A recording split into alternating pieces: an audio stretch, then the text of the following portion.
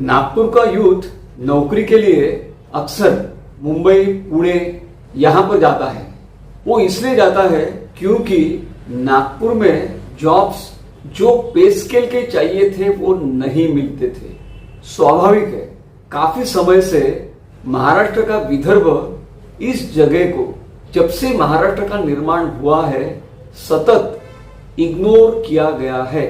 जो भी industrial development Maharashtra में हुआ वो मुंबई, पुणे, नासिक, संभाजीनगर यहां पर फोकस था और कॉन्सेंट्रेटेड था, परंतु विदर्भ ये जो भाग है इसे इग्नोर किया गया। इसका मुख्य दोष तो मैं दूंगा यहाँ के पुराने पॉलिटिशियंस को।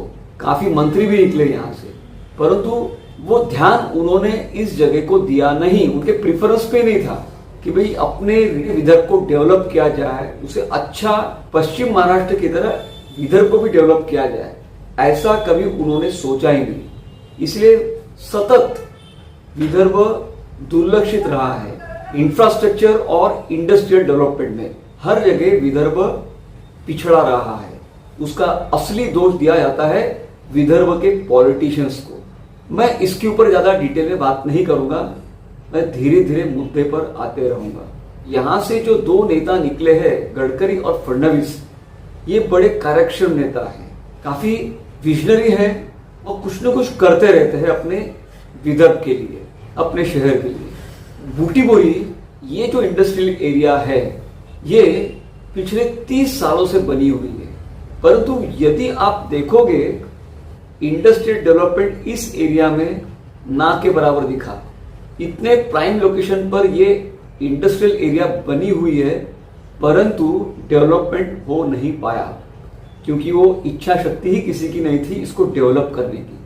परंतु अब परिस्थिति बदलने वाली है, बदल रही है। वो कैसे, उस परिस्थिति को बताने के लिए मैंने ये वीडियो बनाया है। मुद्दे पे आता हूं। बूटीबोरी इंडस्ट्रियल एरिया है जो पहले खाली खाली लगती थी, अब हाउसफुल हो चुकी है। बड़ी बड़ी कंपनियां वेटिंग लिस्ट पर है, उन्हें वहां पर बड़ी बड़ी इंडस्ट्री सेटअप करना है, परंतु अभी प्लॉट्स अवेलेबल नहीं है क्योंकि प्लॉट्स बिक चुके हैं। प्लॉट्स बिक चुके हैं, इसीलिए अभी न्यू बूटीबोरी का प्लानिंग शुरू हो गया है और ये प्लानिंग एडवांस स्टेज में है। 5000 एकड़ जमीन की आवश्यकता है, उसमें से 3000 एकड़ जमीन की जो आवश्यकता है, जो लैंड एक्विजिशन है, वो दिसंबर तक पूर्ण हो जाएगा और बचा हुआ 2000 एकड़ है उसका भी प्रोसेस चालू है। इतना बड़ा डेवलपमेंट चालू है परंतु हमें पता भी नहीं। आगे और जानकारी देता हूं, सुनते रहिए। कौन सी कंपनियों ने बूटीबोरी में इन्वेस्ट किया है, प्लॉट में प्लॉट खरीद कर रखे हैं, एमओयू साइन कर चुके हैं, उनके भी नाम आपको मैं बताऊंगा। अभी आपको बताता हूं जिन गांव में लैंड एक्विजिशन चालू है या पूर्ण हो गया है फेज 1, फेज 2, फेज 3, फेज 4 के लिए, उन गांवों के नाम बताता हूं जल्दी जल्दी सुन लीजिए। सावंगी असोला, घोगली भानुशाली, मांगली चिचोली, चिमनाझरी मोहगांव कौठा, परसोड़ी, हलगांव सेलदो, डोरली, ये जो गांवों के नाम मैंने आपको बताया, यहां पर लैंड एक्विजिशन जोरों पर है। 3000 एकड़ ऑलरेडी एक्वायर कर चुके हैं।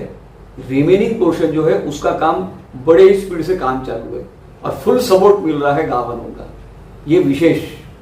अब जो कंपनियां यहां पर अपने प्लांट सेटअप करने वाली है, जिन्होंने जमीन ले ली है, एमओयू साइन हो चुके हैं, उन कंपनियों के नाम भी सुनिए।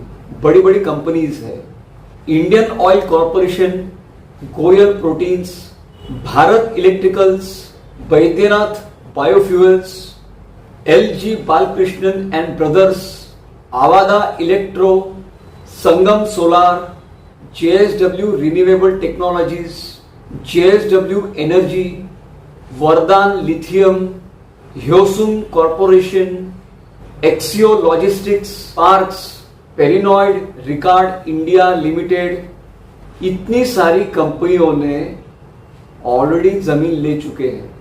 अब बूटीबोरी में इन्वेस्ट करना इन कंपनियों के लिए क्यों फायदे का है? क्यों बूटीबोरी इंडस्ट्रियल एरिया बाकी इंडस्ट्रियल एरिया से खास बनती है? सुनते रहिए एक एक पॉइंट। सबसे पहले सेंट्रल लोकेशन। भारत के मध्य स्थान पर नागपुर बसा हुआ है। नागपुर भारत के चारों बड़े शहरों से हाईवे से, एयर से कनेक्टेड है। Butibori industrial area north south corridor जो है कश्मीर कन्याकुमारी, ये हाईवे से ज्योग्राफिकली कनेक्टेड है। ये लोकेशन मेट्रो से कनेक्टेड है। मेट्रो फेज 2 का काम जोर शोर में चालू है। बहुत जल्दी मेट्रो बूटीबोरी तक पहुंच जाएगी। ये metro Butibori, Mihan, Nagpur railway station, Nagpur airport, Hingna MIDC और बाकी सभी मेन एरिया से कनेक्टेड रहेगी। तो कनेक्टिविटी बहुत बढ़िया रहेगी बूटीबोरी इंडस्ट्रियल एरिया की। ये बहुत बड़ा फायदा है कि इंडस्ट्रियल एरिया मेट्रो से कनेक्टेड है। ये लोकेशन सिंधी ड्राईपोर्ट से भी कनेक्टेड है। सिंधी ड्राईपोर्ट ये गडकरी जी ने बनाया है, जहां से वेट पोर्ट को माल डायरेक्ट सप्लाई हो सकता है। Dry port to wet port seamless connectivity, उसके लिए ये ड्राईपोर्ट बनाया गया है। एयरपोर्ट कार्गो हब बूटीबोरी से कनेक्टेड है, ज्यादा दूर नहीं है। तो बाय एयर यदि एक्सपोर्ट करना है तो वो भी नजदीक है नागपुर एयरपोर्ट से। और एक फायदा, नागपुर से 3 बड़े बड़े हाईवे बनने वाले हैं। ऑलरेडी काफी सारे हाईवे मौजूद है, पर नए नए हाईवे और बनने वाले हैं। उसमें से एक तो विशेष है, जो नागपुर टू विजयवाड़ा एक्सप्रेसवे बनने वाला है, जो विशाखापट्टनम और काकीनाडा पोर्ट से कनेक्ट होगा। तो नागपुर से यदि पूर्व भारत में, दक्षिण भारत में माल भेजना है तो नागपुर से आपको एक सीमलेस ड्राइव इस विजयवाड़ा एक्सप्रेसवे से मिलेगा। ये काफी सारे फायदे एंटरप्रेन्योर्स को मिलने वाले हैं। इसीलिए इतनी सारी कंपनीज इंटरेस्ट दिखा रही है इस प्रोजेक्ट में। और हाँ, इतनी सारी कंपनीज जो आपको दिख रही है, ये जादू से नहीं आ रही है। ये आ रही कैसे है? इतने साल आई नहीं और अभी आते जा रही है। इतनी सारी लाइन लगी हुई है। ये क्यों आ रही है? उसका कारण है देवाभाऊ। महाराष्ट्र के मुख्यमंत्री देवेंद्र फडणवीस जी इन कंपनियों को आकर्षित कर रहे हैं। आपको याद है, बीच में डावोस गए थे स्विट्जरलैंड में, वहां बहुत सारे कंपनीज के साथ में इन्होंने करार किया था। वो जो करार किए थे कि नहीं, उसमें से कई करार मटेरियलाइज होते जा रहे हैं और वो कंपनीज इधर आ रही है। लोकल भी है और फॉरेन की भी है। हम भूल जाते समय के साथ में कि क्या क्या प्रयत्न कुछ समय पहले इन्होंने किए थे, उसके फायदे धीरे धीरे दिखते रहते हैं, परंतु हम नोटिस नहीं करते। और कंपनीज क्यों आती है, उसका कारण और एक है, इंफ्रास्ट्रक्चर, बड़े बड़े हाईवेज, समृद्धि महामार्ग, पोर्ट से connectivity, air connectivity, local infrastructure जैसे मेट्रो, ये सब परफेक्ट होता है तब जाके कंपनीज आती है। कंपनीज को प्रॉपर इंफ्रास्ट्रक्चर चाहिए ताकि उनका माल वो बराबर सप्लाई कर सकेंगे। उसमें इलेक्ट्रिसिटी भी आती है, पानी भी आता है, लॉजिस्टिक्स भी आता है। ये सब जब मिलता है तब कंपनीज आती है।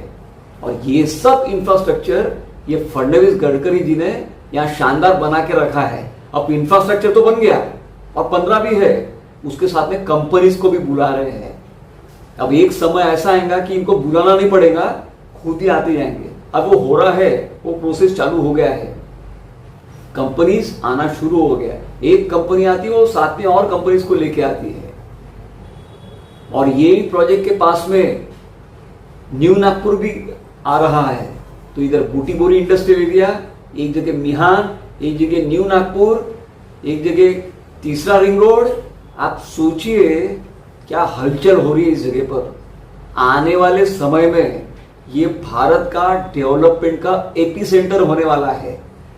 मेरे ये वीडियो को यदि आप इग्नोर करोगे तो कुछ साल के बाद में ये वीडियो को आप देख लीजिए मैं क्या बोल रहा था। जो स्मार्ट होगा वो नोटिस करेगा इस पॉइंट को। नेगेटिव वाले तो नेगेटिव सोचेंगे ही, अरे इतने साल में नहीं हुआ अब क्या होगा। अरे आप नेगेटिव सोचते रहो भाई।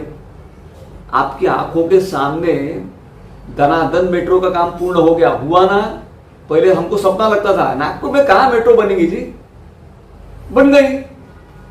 फिर बनने के बाद में बोलते थे मेट्रो खाली जाएंगी, नागपुर को जरूरत ही नहीं थी, क्यों बनाई। अब नागपुर मेट्रो में राइडरशिप बढ़ गई, फिर वो निगेटिव वाले क्लीन बोल्ड हो गए।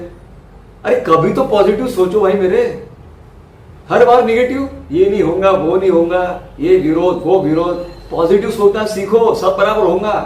प्रोजेक्ट दिख रहे हैं आंखों के सामने, हवा में नहीं है, आंखों के सामने। समृद्धि महामार्ग नहीं हो सकता, बन के तैयार है।